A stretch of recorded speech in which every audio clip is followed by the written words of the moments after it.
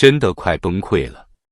当中国每100个人里有将近5个人靠财政养着的时候，这个国家的财政机器已经被自己的胃口撑得透不过气了。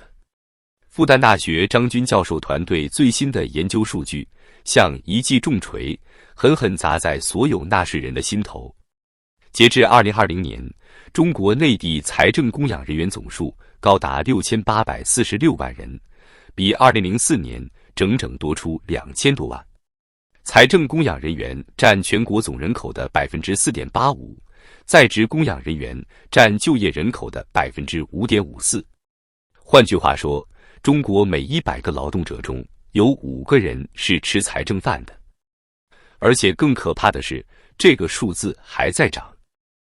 2024年估算，全国财政供养人员总数可能已经突破7900万人，其中公务员700多万，事业单位人员4000万，参公编制1000多万，再加上离退休人员、编外合同工、临聘人员，财政这口饭越吃越多，越吃越贵。财政供养人员是个听上去很体面的词，但它背后的真相是整个社会被体制的胃口拖向深渊的现实。中国2024年全国一般公共预算收入为 21.97 万亿元，而支出高达 28.46 万亿元。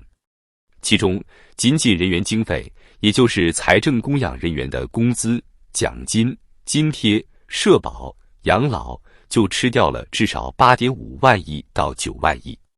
这意味着什么？意味着每挣4块钱，就有1块钱要拿去养体制内的人，而且这个比例还在上升。2022年人员经费占总支出比例为 27%， 到2024年可能已经超过 31%。有人说，吃财政饭的那部分人才是社会的稳定力量，但现实却残酷的刺眼，这股稳定力量正在成为压垮地方财政的最后一根稻草。中国财政的真正噩梦，不是养了太多人，而是这些人活得太久，拿得太多。有数据显示，体制内人员的平均寿命比普通人长8到10年，而他们退休后的养老金更是普通工薪族的20到25倍。在一个迅速老龄化的社会里，这样的差距像是一颗永远不会拆除的定时炸弹。2020年，中国财政供养人员中，离退休人员已经达到2687万人，占总数的近40%，而且这个比例仍在快速攀升。机关事业单位养老保险改革看似把压力转移到了社保基金，但事实上，财政仍然要承担巨额的补贴和职业年金支出。每一个新退休的公务员都是地方财政的新债务，而这笔债未来几十年都还不起。在中国的基层，财政已经不叫财政，叫工资局，因为除了发工资，啥都干不了了。以西南乌蒙山区的一个县为例，2023年财政供养人员工资预算支出高达 26.3 亿元，而当年一般公共预算收入仅有 7.02 亿元。意思就是，这个县一年辛辛苦苦收上来的所有税，还不够发3个月工资。那怎么办？靠上级转移支付。结果，全国几十万个县区都在等上面拨钱，财政成了层层供养的怪圈。上面养下面，富省养穷省，东部养西部，经济活力被一点点榨干。2022年，全国除广东、江苏、浙江、北京等几个省外，其余省份的净上缴税收均为负数。换句话说，全国大部分省份都是靠中央倒贴过日子，而中央的钱又从哪来？从仍然能创造利润的那一小撮民营企业和打工人身上一点一点挤出来。很多人以为财政供养人员就是公务员、教师、医生，但事实上还有一支编外大军，数量惊人。2004年，中国编外财政供养人员约215万人，到2018年已经飙升至442万人，增幅超过1倍。基层政府机构瘦身之后，大量岗位变成合同工、临时工，这些人表面不占编制，实质仍然有财政支付。有研究指出，在部分县区，编外人员数量已经是编内的 1.8 倍，而人均收入仅为后者的1%。这意味着财政的支出表面被压缩，实际上只是换了个口径。财政供养人员看似减少，实则更加臃肿。复旦大学的研究团队还发现一个可怕的事实：人口流出越严重的地方，财政供养人员占比越高。也就是说，经济越差的地区，吃财政饭的人越多，越发达的地方反而比例更低。这是一种典型的空间错配现象。比如，北京和深圳，一个财政供养人员平均要服务几十个纳税人。但在中西部某些县城，一个财政供养人员平均只对应10几个纳税人。人口走了，产业没了，税收断了，可体制内的工资还得照发，养老金还得按月到账。结果是什么？财政成了喂不饱的怪兽，越养越饿。到了2025年，中国政府的税收几乎与2019年持平，5年过去，税收原地踏步。但支出呢，早已远远跑出了轨道。天津、贵州、辽宁、内蒙古这些地方的财政状况已经岌岌可危。天津债务率高达 250%， 全国第一。2025年预计将超过日本的政府债务水平。贵州的城投债一度被视为地方版雷曼危机。东北3省靠转移支付续命，财政收入连公务员的公积金都难以保障。当老龄化、通缩、失业叠加在一起，中国地方财政的崩盘就不再是否会发生的问题，而是何时全面爆发的问题。如果说过去20年中国靠土地财政、债务财政、基建拉动，勉强维持了庞大的财政供养体系，那么现在一切都到了极限。根据财政部2025年上半年公布的数据，全国一般公共预算收入为 11.4 万亿元，同比仅增长 0.2%， 几乎与2019年持平。而支出却高达 14.8 万亿元，财政赤字率达到 3.8%， 是历史罕见的高位。简单一句话，中国的财政已经入不敷出。在这种情况下，供养近8000万财政人员，就像一个日渐衰老的家庭还在养一大群亲戚。人们还记得吗？2010年，中国财政供养人员仅5000多万人，那时全国的财政收入每年还能保持2位数增长。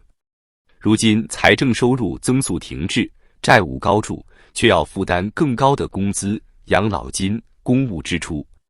在一些地级市，财政支出中保工资、保运转、保基本民生已经成为3保底线，而真正用于公共建设、教育改善、医疗补助的资金几乎被压缩到极限。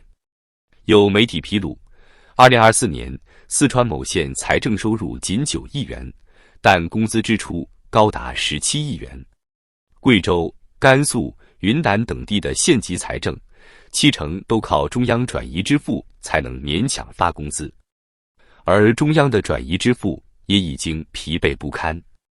当财政供养人员比普通劳动者的养老金高出25倍，工资水平却几乎不降反升，整个社会的失衡正在逼近爆点。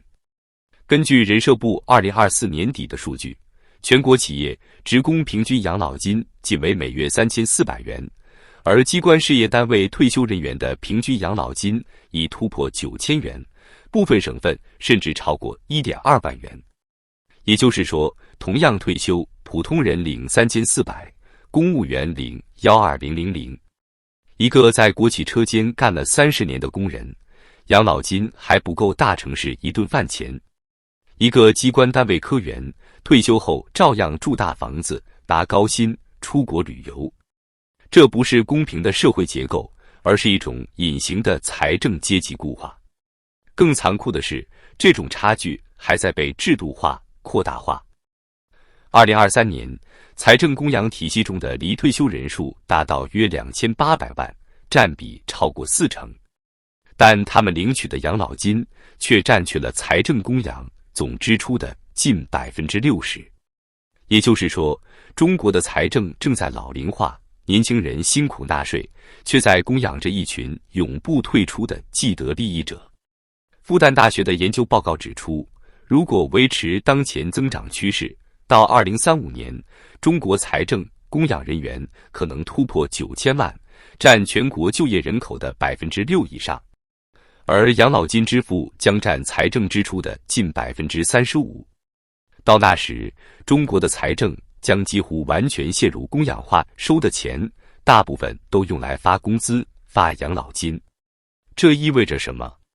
意味着地方政府没有钱修路，没有钱补教育，没有钱建医院，意味着未来的经济增长不再能靠财政刺激，意味着中国将彻底陷入一个养不起自己的死循环。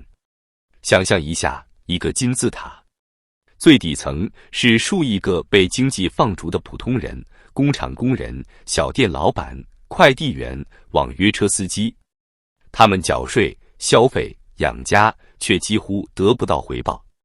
中间层是数千万财政供养人员，公务员、事业编、公立教师、公立医院医生，他们依靠体制的铁饭碗，拿着财政发的薪水，不用担心裁员，不怕通缩。顶层是负责分配财政蛋糕的政策制定者、金融集团、地方债务操盘手，他们能决定钱流向何处，谁能活，谁要死。整个社会在向上挤，普通人拼命想进体制内，体制内的人拼命想升官调级，而体制外的经济越来越萎缩。到2025年，中国民营经济贡献了全国60%以上的 GDP，70% 以上的技术创新，却只获得全国不足30%的信贷资源。与此同时，财政供养体系中的人员经费却占据全国财政支出的近1/3。这是一种令人绝望的逆向淘汰。谁能进体制，谁就有保障；谁在市场上打拼，谁就被制度抛弃。于是，越来越多的年轻人选择考编。2024年，国家公务员考试报名人数高达325万人，创下历史新高。竞争比例最高的岗位达到1比5400。在一个人人焦虑、企业倒闭、裁员潮汹涌的年代，进体制成了唯一的安全感。可是，体制本身也在下沉。财政供养人员的扩张就像吸血管道，把整个经济社会的活力一点一点抽干。当整个国家都在为体制供血，体制自己也会被拖垮。以天津为例，2022年，天津的债务率高达250%，居全国第一。2025年预计已突破300%，比日本还高。天津财政收入虽有增长，但支出压力更大。2024年，天津财政支出总额1.2万亿元，其中人员经费占比高达33%。财政局内部文件显示，天津部分区县已出现财政断档现象，项目资金拨不下来，公务员津贴停发，教育系统补贴延迟，甚至有学校反映取暖费、办公经费都要靠家长捐助。天津并非个例，辽宁、吉林、黑龙江、甘肃、内蒙古、贵州等地也陆续传出财政保工资难的报道。在部分县区，公务员的工资发放时间被延迟到4月，有的地方甚至不得不靠财政周转基金先发部分工资。这就是财政供养体系的自我反噬。一开始是体制内的人稳定收入，后来是财政收入枯竭，靠债务发工资，再后来是连债也借不到了，崩溃开始。当财政成为供养机器，它离崩盘只差最后一场危机。从历史规律看，每一个王朝的衰落都是从财政崩坏开始的。唐末的藩镇割据，明末的白银断流，清末的军费空转，都有一个共同点：财政失衡。今天的中国正在重演这个周期，从房地产崩盘到地方债暴雷，从税收下滑到财政供养膨胀，整个财政体系已经像一辆被超载几十年的卡车，在下坡路上狂奔。如果不在结构上做出重大调整，比如真正压缩体制冗员，减少编外岗位，削减高额养老金，恢复市场活力，财政危机将在未来10年内爆发。届时，不只是公务员降薪的问题，而是整个财政体系的坍塌，地方政府停摆，社会保障失灵，教育、医疗全面瘫痪。而最先承受痛苦的，永远是普通人。那些在工厂打工的、送外卖的、交社保的年轻人，将用一生的纳税去填补一个养不活自己的庞大体系。这不是发展，这是透支。复旦大学张军教授的研究像是一记沉重的警钟。中国财政供养人员的扩张，不仅是经济数据的异常，更是制度失衡的深层体现。当一个国家的财政结构从投资未来变成供养过去，当一代人的努力被另一代人的体制红利吞噬，当铁饭碗成了社会最大的镣铐，中国的未来就真的要崩溃了。